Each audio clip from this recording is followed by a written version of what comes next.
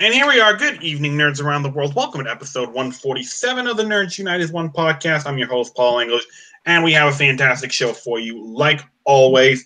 Our crew is our regulars you know and love. It is Colton and Jack. What's going on, folks? Hey, everyone. Hi. All right, so you know they're saying you don't know what you got till it's gone. That can be true for a lot of TV shows. Sometimes a lot of shows, you know, they just don't last long, and we don't realize just how good they were until poof, they're gone.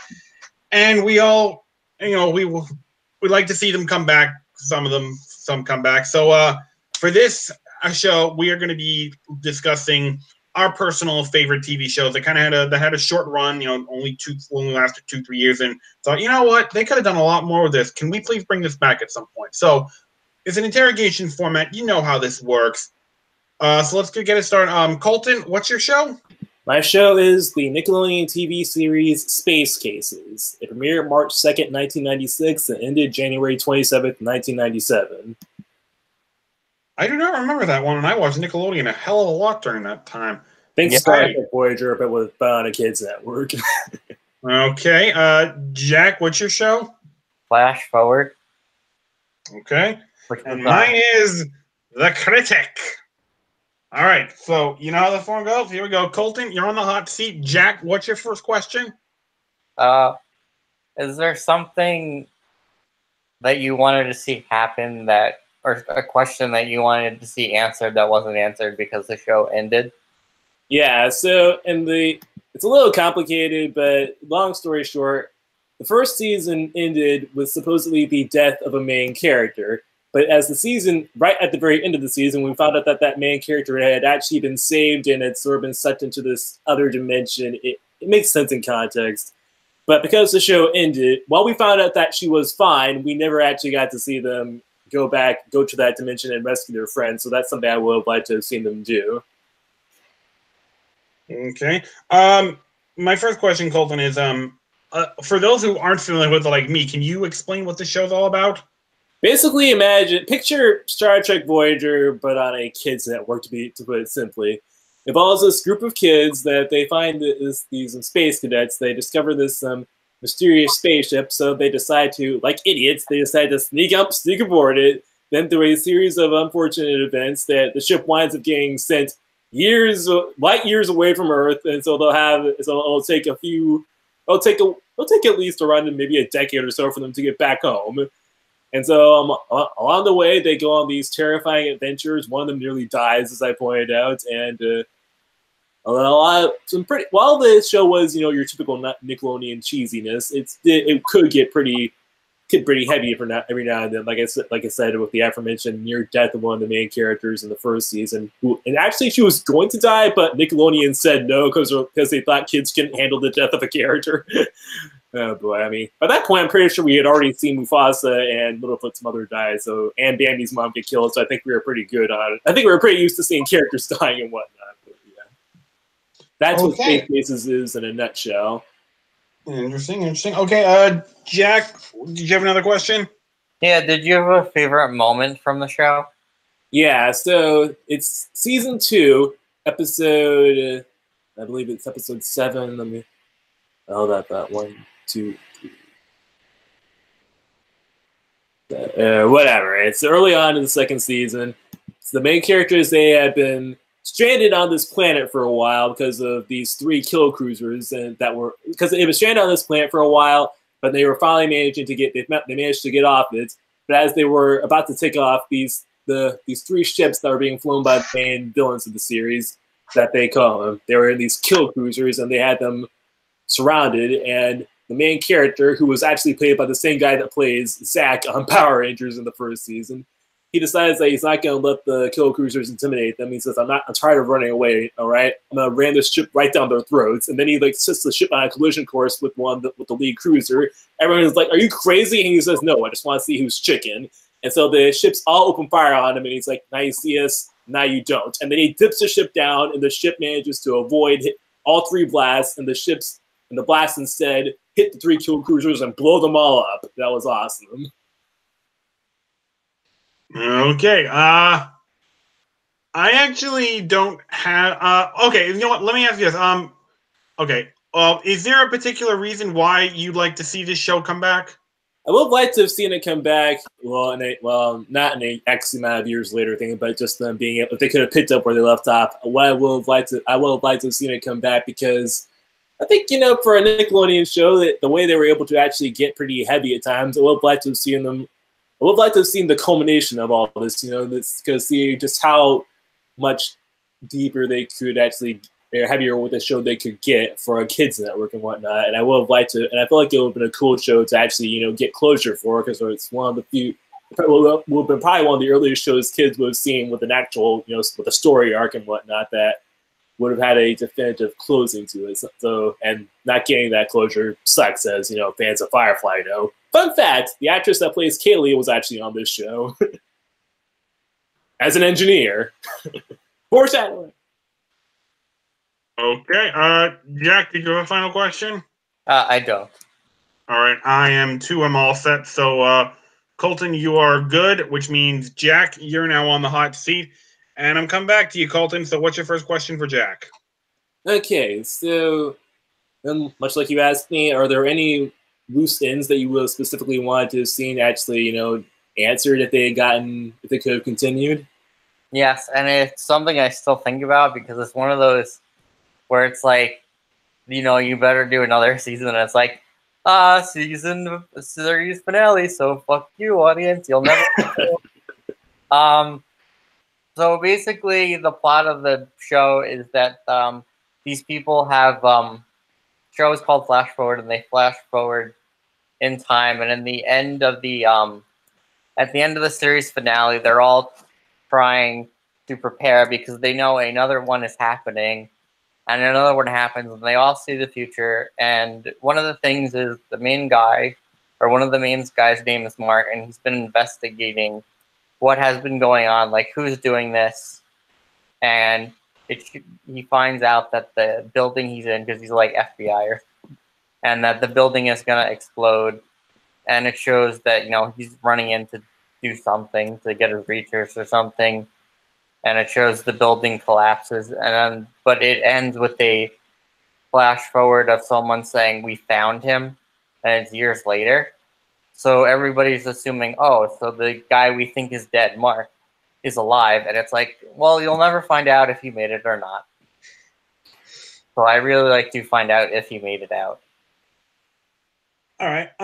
My first question, Jack, is what is it about this show that you enjoyed so much that you're like, wow, I want to see it come back? The mystery of it, because they were trying to figure out, who's behind this, why is this happening? There's a lot of mystery involved because there's a lot of different characters all like trying to figure out. They all saw different things in the future, so there was all about them trying to figure out how can I avoid what's happening. Why is this going to happen? Preparing for it. Okay. Colton, did you have another question? Yeah. And this might sound similar to what Paul just asked, but I'll ask it anyway. What was the moment that made you really want to actually see this be a regular series? The ending. When it was like, okay, because I was into the whole show. And then it's like, oh, then they do this big thing at the end. It's like, really? That's it? Really? Like, really? No answers? Nothing? I know how I feel, man. That's how I felt like when Under the Dome ended. It's like, wow, that was pretty cool. Too bad you're never going to find out what happens next. Like, especially when it involves the main character, and it's like, oh, well, we're not going to tell you. Okay. Okay. Do you think there was a reason why they decided to cancel the show that you can understand why? Probably low ratings, which is probably for most of these shows. Okay. Colton, did you have a final question? No, I think I'm good. As am I. All right, Jack, you're off the hot seat. I'm back on. So, Colton, what's your first question? Okay, so Jack and I have had, pretty action-oriented series, but we went with something a bit more comedic, shall we say. So What is it about this show that really had you wanting to, stick around and see it keep going on? Well, I mean, first of all, it's very funny. It's a funny show, and it was produced, and it says like right here on the box. You can see down on the lower left hand side. Let's see if I can clean it up a little bit. From the producers of The Simpsons? The Simpsons, back when it was good. So these guys, those guys involved also made this, and I think the way that cinema has come in the past like 20 years since the show's been off the air, with like cinematic universes being all the rage and every studio trying to copy it, knowing the main character's personality, I think it would be just so enjoyable for him to. I see it if he would praise it, or if he would just dismiss it as a fad, or he just shits all over it. Like, that would just be fun to watch, and just see everyone around him saying, "You're an asshole. Fuck you. You're wrong." I mean, that was where the comedy lied to it. So I would just love to see that come back, in this age that we're in right now. I think it'd be a lot of fun. Jack, what's your first question? Did the show only focus on like movies or TV as well? No. He's the main. He's a film critic. He's paid to. He's a professional film critic, and so that it's basically focused on him like reviewing like. Well, I mean, obviously, since they can't use actual movie clips, it's him reviewing movies and basically just like shitting on them because he hates modern cinema. So that's what it is. He only reviews movies, to answer your question. Colton, did you have a second question? Is there a movie you would have liked to have seen this show address? Like either from when it was airing or just from this day and age? Well, like I said, he never reviewed real movies. This isn't like this is like an actual like guy reviewing real movies. This is a sitcom, so all the movies that you see him review are like parodies of actual movies, and you never see the real thing. Is there a parody you would have liked to have seen him do then? I just want to see him like do a parody of like all the Marvel movies. Like I said, with cinematic universe being all the rage, I want to hear what he would think about it. That's really what it is. Jack, did you have a second question? I did not. All right. Colton, you good? I have one more, actually. Okay, then. What was the moment that got you really hooked onto this series? There are a couple, but the one that just really stands out to me is when the main character is reviewing Disney's latest flick, The Cockroach King, starring Howard Stern. And I posted the clip of it. The clip's on YouTube. I actually posted it in the description down below for y'all to watch it. It is fucking hilarious. I mean, it is almost like a shot-for-shot remake of the Lion King opening, except it takes place in the city. We have like a bunch of cats and bugs and all kinds. It's just a riot. It is just a riot. So please check it out. And I'm pretty sure there are some full episodes around it as well. But this was a fantastic show. So please check it out. Okay. That was pretty cool. All right, guys. So that is going to wrap up our show. But we are going to be doing something we haven't done for a long, long time. I think the time has come for us to do some collection updates. So, Colton, you got any interesting things these past couple months? Well, yeah, they're not movies, but I've been going to the comic book shopping lately, and one of my first acquisitions lately has the first issue of the Buffy the Vampire Slayer reboot, and also more Buffiness. It's the Buffy Season 8 comic, The Fray, or The Return of Fray, where Buffy basically just winds up going to the future and encounters a Slayer there. It's pretty cool and what have you for Buffy fans. The Buffy reboot in general, though, it's kind of strange, but I like what they're doing so far, how they're introducing characters earlier and doing them, taking them in different directions. It's something that I think Buffy fans might find to be pretty enjoyable, or at least a good stepping off point, so we'll see where it goes. Okay, Jack, you got anything good? Yeah, I have a Spider-Woman statue. I don't know if you guys can see this. I can see it. Okay. Barely, but yeah, I can see it. Okay, also, this came out in September, but Marvel Spider-Man PS4. I really wish I had a PS4 so I could play that. I'm waiting to see if they'll do a complete series, old Game of the Year edition or something before I buy it. And then, recently completed, Kingdom Hearts 3, which I've waited 13 fucking years for. And I have a message to Square Enix. If I have to wait another 13 years for Kingdom Hearts 4, I am literally going to throw shit. I will not wait another 13 years. We didn't just have to wait 13 years. We had to wait through 13 years, 5 sub-games, 3 different consoles. At this point, I don't even have a PS4, so it's like all that waiting. I can't even play the game now. You do know how cheap those are, right, Colton? I mean, you can get one for like $270.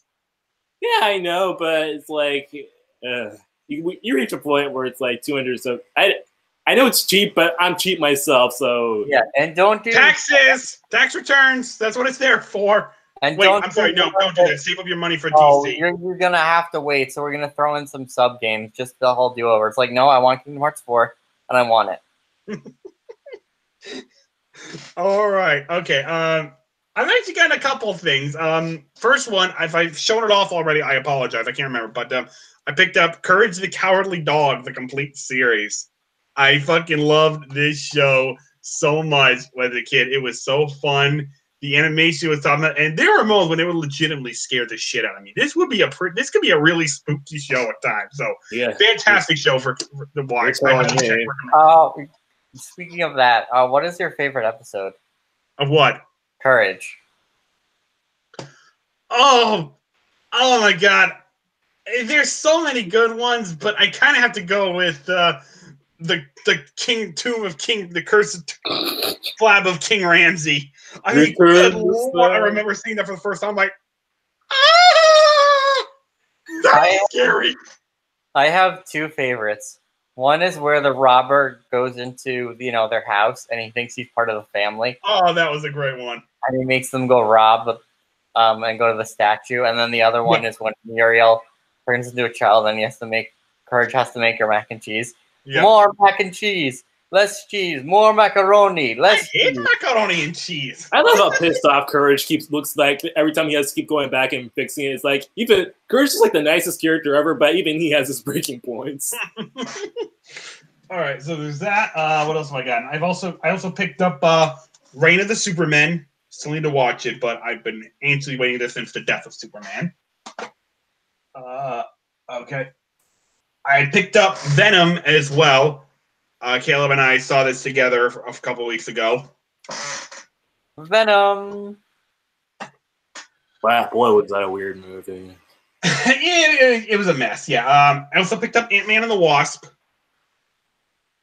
Finally got that. Now I can say I once again own all the Marvel movies. What else?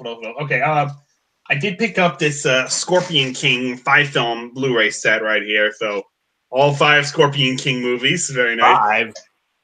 Yeah, there's been 5 of them. I've never seen any of them. I only knew about the first one. That's a lot of fun. I've never seen any of the sequels.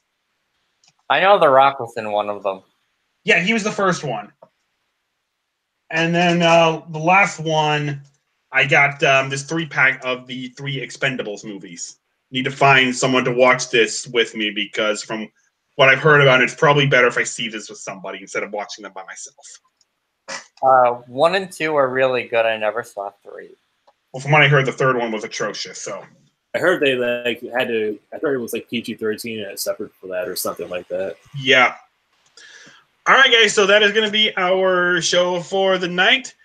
Jack and Colton, thank you very much for being here. This was a lot of fun. I was happy to be here. I enjoyed it and hearing about this about the critic. Sounds like a funny show. It's all like it only lasted 2 seasons, but if you go to like an FYE or Amazon, I'm sure you can find it for relatively cheap. But yes, it is a great show. I recommend it. So we will see you next time on the show. Have a great night, everyone. Bye bye. Yeah, this was a lot of fun.